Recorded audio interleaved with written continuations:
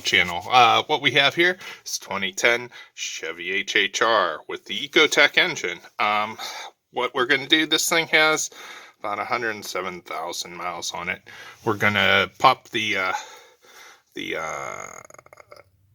spark plugs out, take a look at them, make sure they're gapped right, they're clean, they don't need replaced. Old school cars, they had a distributor with the ignition coil on that. The new cars like this one, the ignition coil is this plastic piece right here. It's more efficient for, I guess, the electronics to fire them, get a little bit more gas mileage out of them. These do go bad from once in a while. As far as I know, these ones are good. Probably your computer will give you an alert on your dash, and then you'll just do code reader and you can figure out which one this is. Well, easy way, even though this car doesn't have this problem, say, you know, it's saying misfire on, I think it goes 1, 2, 3, 4. I could be wrong about that, but say it's missing on 2, okay? You'll pull this one out, pull that one out, switch them, plug them back in, turn the car. If the fault moves, you know the module's bad. If it doesn't move, you know it's something with the wiring, which is worse. So I'm going to pull the spark plugs out here, take a look at them. We'll show you what they look like and see if they just need regapped or cleaned up or whatever.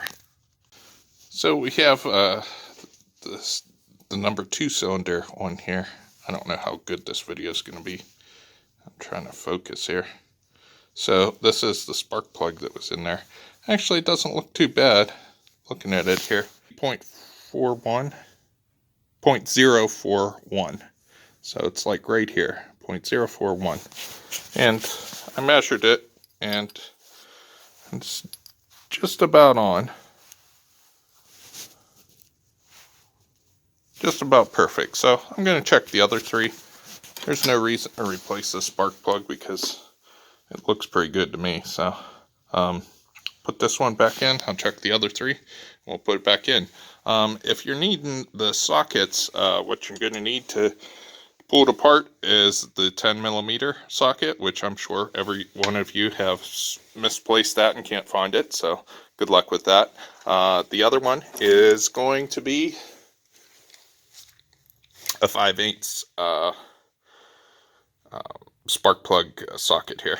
So I'm going to pull the other ones apart pretty much the same way. And the only other thing I wanted to go over is probably these plastic connectors here. Let's see. To loosen them, there's this little plastic button on the back. You press that and then wiggle it and it'll come out pretty easy. So that's pretty much it. Just put these back in. You don't want to torque them down too hard, just snug inside there.